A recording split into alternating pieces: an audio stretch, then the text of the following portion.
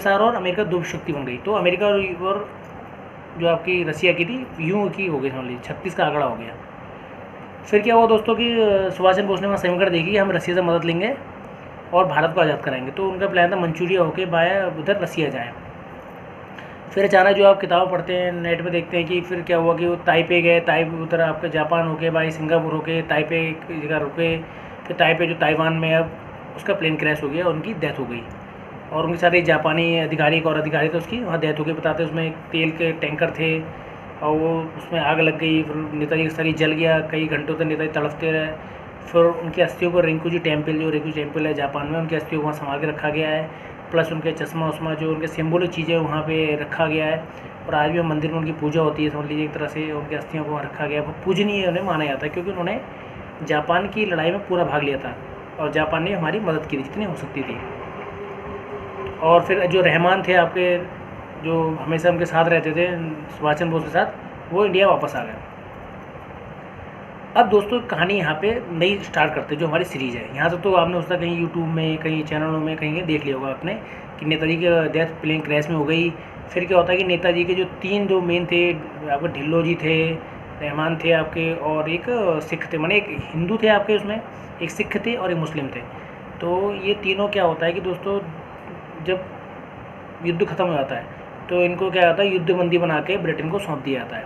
फिर ये करीब 25-30 हज़ार युद्ध सैनिक भारत आ जाते हैं। फिर ढिल्लन और मैं बता कि 3 लोगों पे, रहमान पे केस चलता है। केस की ट्रायल होती है। अंग्रेज़ सोचते हैं कि इनको ट्रायल करेंगे इन तीनों का और इनकी खूब बेइज्जती करेंगे इनकी, और लोगों को जलील करवाएंगे कि हाँ देखो आईने वालों से हमने क्या करा। लेकिन क्या हुआ कि दोस्तों ब्रिटिश वालों का पैंतरा उल्टा पड़ गया। जब हमारे 3 आईने के सैनिक, सबसे बड़ी क्या हो गई, मैं आपको बता, हिंदू मुस्लिम सिख, यानी पूरा देश एकजुट हो गया। तो जो अंग्रेज़ों की जो डिवाइड एंड रूल पॉलिसी थी वो वहाँ टूट गई। तो वहाँ पे जब आईने का कोर्ट में ट्रायल हुआ दोस्तों, जब ट्रायल में ऐसी ऐसी बातें सामने आई जो मैंने बताया आपको, जो मैंने आपको कुछ बातें बताई, जब वहाँ आईने वालों ने बताया कि नेताजी ने कितना प्रयास किया, जापान में कितना स्ट्रगल किया उन्होंने, ब्रिटिश सेनाओं के मैंने सब दाग खट्टे कर दी। बता दें ऑन रिकॉर्ड 25,000 ब्रिटिश सैनिक हमारे आर्मी फौज ने और जापानी सैनिकों ने और जर्मन सैनिक ने मिलकर कम से कम मारे थे।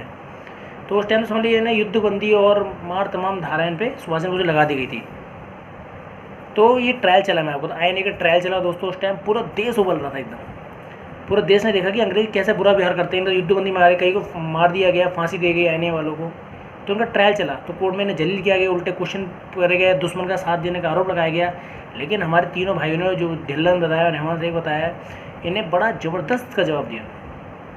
तीनों का ट्रायल हुआ, तीनों ने पूरा बताया कि नेता कितना संघर्ष किया। जर्मन गए, जापान गए, रसिया से गए, सिंगापुर गए, मलेशिया गए, कैसे उन्होंने भारतीयों से धन जमा करके लोगों ने स्ट्रगल किया, बाहर गया जाएगी, क्या आगे प्लान थे, कितना उन्होंने तुम मुझे खून दो मैं तुम्हें आज़ादी दूंगा, कैसे देश को जागृत किया। तो दोस्तों देश में उबाल हो गया। तो चाहता था कि नेताजी आएँ और देश का पदभार ग्रहण करें।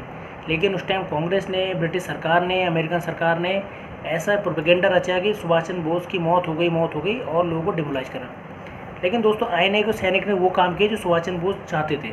देश में क्रांति फिर से जगी, लोगों को आज़ाद फौज के बलिदान का पता चला, लोगों को रानी वीरांगना लक्ष्मीबाई का बलिदान का पता चला, लक्ष्मी सहगल जी का बड़ा योगदान रहा। कई आईने सैनिक यहाँ पर आए। तो दोस्तों जब उन्होंने देखा कि ब्रिटिश सरकार कैसे बुरा व्यवहार कर रही है, तो नेवी में जो रॉयल नेवी थी, आपको उसमें विद्रोह हो गया, आपको पता है, डाक विभाग में विद्रोह हो गया, उन्होंने हड़ताल कर दी। जो आपकी आर्मी थी उसमें हड़ताल हो गई, हर जगह आपकी हड़ताल हो गई। यानी सैनिक जो था जिसके दम पे ब्रिटिश सरकार खड़ी थी, वो तबका हिल गया। तो ये बड़ा ज़बरदस्त आंदोलन होता रहा। पुरानी तस्वीर को कुछ टाइम गणेश उत्सव हुआ है तो सुभाष चंद्र बोस जी की ड्रेस में गणेश जी की फोटो निकाल के हुई है। जो भी त्यौहार होता है उस टाइम लोग सुभाष चंद्र बोस के कपड़े पहनने लगे थे, आपने जय हिंद का शंखनाद करने लगे थे। उन्हें उस टाइम क्रांति की लहर दौड़ गई थी। जो नेताजी चाहते थे वो होने लगा था देश में। लोग अंग्रेजों के विरुद्ध आवाज़ उठाने लगे थे। लोगों को विश्वास हो गया था कि ये विश्व पावर नहीं है, ये वर्ल्ड पावर नहीं रह गई ये ब्रिटेन।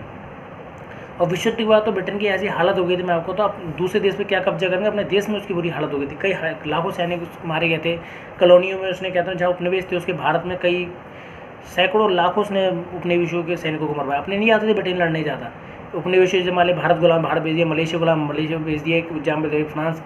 तो जिनकी जो कॉलोनियाँ थी इनकी, इंडोनेशिया हो गया, बर्मा हो गया, सबके इन्होंने लोगों को उतार दिया, मरो जाके युद्ध में। तो दोस्तों बड़ा तगड़ा आंदोलन चला। मैंने तो आईएनओ के सैनिक को देख के देश में विद्रोह आ गया। डाक विभाग ने हड़ताल कर दी, रॉयल नेवी ने हड़ताल कर दी, आर्मी ने अपनी हड़ताल कर दी। दोस्तों एक तरह का जन क्रांति लोगों के बीच में आ गए हो। तो अंग्रेज़ समझ गए कि यहाँ पे राज करना बहुत मुश्किल हो जाएगा। जब जिस आर्मी के दम पे, रॉयल नेवी के दम पे हम लोग कूद रहे हैं और यही हमारे विरुद्ध होगी तो कैसे करेंगे। तो फिर अंग्रेज़ों ने प्लान रचा। लॉर्ड माउंटबेटन जो उस टाइम युद्ध में थे, ब्रिटेन का नेतृत्व कर रहे थे उस टाइम, तो जिस बंदे ने कहीं भारत का स्ट्रक्चर नहीं देखा था, उस बंदे को भारत बुलाया गया, लॉर्ड माउंटबेटन को, और कहा भैया तुम्हें भारत का आज़ाद करना है। आज़ाद क्या करना है? ट्रांसफ़र ऑफ पावर करना है आपको, पावर का ट्रांसफ़र करना है, यानी पावर हमसे इन पे जानी चाहिए। अब ब्रिटिश थी, आप जानते हो, सबसे खुरापाती दिमाग दुनिया में। तो बताते हैं कि विंस्टन चर्चिल ने एक नक्शा पहले डिज़ाइन कर दिया था। पार्टीशन ऑफ इंडिया मूवी देखना, उसमें थोड़ा सा आपको डिटेल में दिखाएंगे। तो विंस्टन चर्चिल ने पहले एक नक्शा डिज़ाइन करा था कि भारत और पाकिस्तान के टुकड़े मुझे कैसे करना है। कहने को तो कहते हैं कि जिन्ना ने टुकड़े कराए, जवाहरलाल नेहरू का इसमें हाथ था, कई कांग्रेसी नेताओं का हाथ था, वो एक मोहरे थे। विंस्टन चर्चिल जो उस टाइम ब्रिटेन के प्रधानमंत्री थे, बाद में वो इलेक्शन हार गए थे, विश्व युद्ध जीत गए थे वाले, लेकिन वो हार गए थे। कोई जनता भी इनके तानाशाही रवैये को समझ गई थी ब्रिटेन की, कि इन्होंने कैसे युद्ध में ब्रिटेन को झोंका, कैसे मासूम लोगों की जान ली, कैसे इन्होंने, दुनिया जानती ब्रिटेन का क्या हाल रहा है, कैसे इन्होंने भुखमरी में बंगाल के लाखों करोड़ लोगों को मारा। दोस्तों, जब आपको पता है यहाँ पे आयरन फौज, जापान और दूसरे देश जब कब्जा करने आ रहे थे, तो यहाँ के विंस्टन चर्चिल, मैं आपको बताऊँ, इसने पूरे खेतों में आग लगा दी, पूरे किसानों के घर जला दिए इसने, कि सेना आए तो उन्हें ऐसा राशन मिल जाए, इनको खाना मिल जाए, और सब कुछ जला के छोड़ दिया। तो समझ लिए बंगाल में अनाज इतना पड़ा हुआ था, और इन्हें सारा अनाज, गेहूँ, चावल, आटा पैक करके अपने ब्रिटिश सैनिकों को युद्ध में भेज दिया, अमेरिका सैनिकों को भेज दिया, पनडुब्बियों में भेज दिया, भर भर के युद्धपोतों में भेज दिया। लेकिन यहाँ की मेन जनता जो यहाँ राशन उगा रही थी, उसको भूखा मार दिया। सारे यहाँ के जो कल कारखाने थे, जहाँ की जो मूल कृषि थी, तो यहाँ के मूल उत्पादन को बिल्कुल ख़त्म कर दिया। यहाँ का सारा सामान उन्होंने विदेश जाके सस्ते दामों में ले आते थे और महंगा दामों में यहाँ के सेल करते थे। तो दोस्तों, ब्रिटेन के ऊपर भी पूरी सीरीज़ तैयार करूँगा दोस्तों, कि ब्रिटेन ने कितना हम पे अत्याचार किया। जो हमारे तथाकथित पाठ्य पुस्तक लिखने वाले हमारे राइटर हैं, वामपंथी सेकुलर टाइप के, जो क्या है कि अंग्रेज़ों के गुलाम में जिन्होंने किताबें लिखी हैं, जो लिखते हैं अंग्रेज़ों ने बहुत डेवलपमेंट के विकास किया। दोस्तों, डेवलपमेंट विकास किया, ट्रेनें बनाई तो अपने लिए बनाई, अपना आपका यहाँ से माल इधर का उधर करने के लिए। ब्रिटेन हमारा कोहनूर ले गए, यहाँ से कई हज़ारों करोड़ों की बेशकीमती हमारे जवाहरात ले गए, यहाँ के सारे टैलेंट ले गए हमारे। और सबसे बड़ी चीज़ कि हमारी संस्कृति ख़त्म कर गए। लॉर्ड मैकाले की जो शिक्षा नीति थी वो हम लोग ख़त्म कर गई। जो हमारे गुरुकुल चलते थे, हमारे आश्रम चलते थे, लोगों के अंदर संस्कार होते थे, वो सब ब्रिटेन वाले ख़त्म कर गए। और लास्ट में क्या देगा? मैकाले शिक्षा पद्धति, जिससे ना बच्चा ना कुछ बन पाया, वो खाली एक मैंने किताब पढ़ते रहे ज़िंदगी भर, और लास्ट में ना उसका कोई फ्यूचर हो, ना कोई पढ़ाई हो, और लास्ट में ख़त्म। वो ना उसकी संस्कृति जान सके, ना अपना इतिहास जान सके, ना अपने पूर्वजों पे अभिमान कर सके, और लास्ट में अंग्रेजों की गुलामी कर सके। क्योंकि पढ़ाई उन्हें ऐसी बनाई है कि IAS करके, वो जैसे पुराने ज़माने में चलता था गुलामी वाला अंग्रेजों के टाइम पर, वही अब चल रहा है कि उस पर राज करेगा, वहाँ से कर लेगा, वहाँ से बोलेगा, तो वही सिस्टम चल रहा है। तो दोस्तों, ज़्यादा टॉपिक को इधर भटकाते नहीं है, मेन टॉपिक पर आते हैं। तो मैंने बताया कि INA का बहुत महत्वपूर्ण योगदान था। वो कैसे, मैं बताऊँ आपको। जब देश आज़ाद हुआ तो इटली 58-64 के करीब जो आए थे भारत में, तो गवर्नर क्या रुके, वो तो उनसे बात हुई थी, बंगाल के मुख्यमंत्री के भी रुके, उनके भी रुके, उनकी बात हुई थी। बोले इटली जी, बोले आप सच बताना है कि आपने भारत क्यों छोड़ा? आप लोग तो अच्छा राज कर रहे थे, आपकी तो बड़ी प्लानिंग थी, हम ये करेंगे वो करेंगे, और भारत को आपने पूरा सेटलमेंट कर लिया था, अपने साथ अधिकारी बना लिए थे आपने, लोग यहाँ बिल्कुल आपके रस्म में, मैंने गुलामी में बिल्कुल ढलने लगे थे एकदम। तो ऐसा क्या हुआ? बोले देखिए ऐसा है, जो भारत को, बोले गांधी का उसमें कितना योगदान? तो बोले लोग यहाँ गांधी को राष्ट्रपिता कहते हैं, असहयोग आंदोलन से आप भाग गए सुना, गांधी नमक आंदोलन से भाग गए आप, सत्याग्रह से सुना भाग गए आप, तो क्या है इसमें सच्चाई?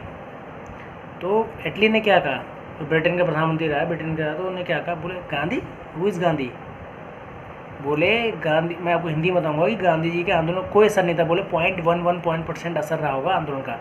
हम लोग भागे आज़ाद हिंद फौज से डर के, हम भागे सुभाष चंद्र बोस के क्रेज से डर के, हम भागे नौसेना के विद्रोह से, हम भागे आर्मी के विद्रोह से, हम भागे डाक के विद्रोह से। हमारी विश्व युद्ध के बाद कमर टूट गई थी, हमारी अर्थव्यवस्था टूट गई थी, हम बिल्कुल ख़त्म हो गए थे। लोगों के मन में विद्रोह होने लगा था, लोग नेताजी को चाहने लगे थे, लोग चेंज चाहते थे। तो हमने सोचा कि भागेंगे, इधर उधर दौड़ेंगे, तो उससे तो लाख गुना अच्छा है कि हम इज्जत से पावर ट्रांसफ़र करके चले जाएँ। तो इसलिए हमने पावर ट्रांसफ़र किया। और जो अंग्रेज़ों के ये सब थे, ये कांग्रेस थी, अंग्रेज़ों बनाई थी, आपको पता है। जो आपको ह्यूम ने 1885 में बनाई थी, इन्हीं का बी पार्ट था अंग्रेज़ों का। आपको पता है कि उस टाइम विद्रोह होने लगा था, देश आज़ादी के गोते लड़ाने लगा था। हमारे भगत सिंह, चंद्रशेखर आज़ाद, राजगुरु, बटुकेश्वर दत्त, मदन लाल ढींगरा, और न जाने कितने आंदोलनकारी थे जिन्होंने चंद्रशेखर, कितने आंदोलनकारी जिन्होंने जान दी। तो देश एक तरफ आंदोलन से बढ़ रहा था, लेकिन कांग्रेस इन्होंने क्या करे, एक बी टीम बनाई, जिससे अपने लोग रखे उन्होंने और लोगों का माइंड सेट कर दिया। तो लोग एक तरह से आज उनकी गुलामी की आदत पड़ने लगी थी। लेकिन नेताजी ने लोगों को स्वाभिमान से जीना सिखाया, नेताजी ने लोगों को अभिमान जीना सिखाया। नेता ने दिखाया कि ब्रिटेन कोई महापावर नहीं है, इसे भी खेड़ा जा सकता है। अगर कुछ परिस्थितियाँ अगर नेताजी का साथ देती तो आज भारत वर्ल्ड बनता और भारत के टुकड़े भी नहीं होते। जो भारत पाकिस्तान, कितने भारत के टुकड़े हो गए लास्ट में। नेताजी का इतना क्रेज़ था, उनकी सेना में हिंदू भी थे, मुस्लिम भी थे, सिख भी थे, ईसाई भी थे, पारसी, सब थे उनकी सेना में। मुस्लिम भी अच्छे पदों पे थे उनके। तो उनकी सेना में ऐसा कोई भाव नहीं होता था कि हिंदू मुस्लिम सिख, ऐसा कुछ नहीं था, सब कुछ थे उनके। नेताजी अगर अभी आप देख लो कि सर्वमान्य नेता नेताजी हैं। आज भी लोग जय हिंद और उद्घोष होता है, नेताजी अभी भी है। कदम कदम बढ़ाए जा, खुशी गीत गाए जा, कई गाने ऐसे जो आपके अंदर राष्ट्रवाद भर देंगे। तो दोस्तों बहुत सारी चीज़ें ऐसी कि नेताजी के बारे में आपको छुपाई गई। तो दोस्तों आपने वीडियो को ध्यान से देखा, बहुत बहुत धन्यवाद।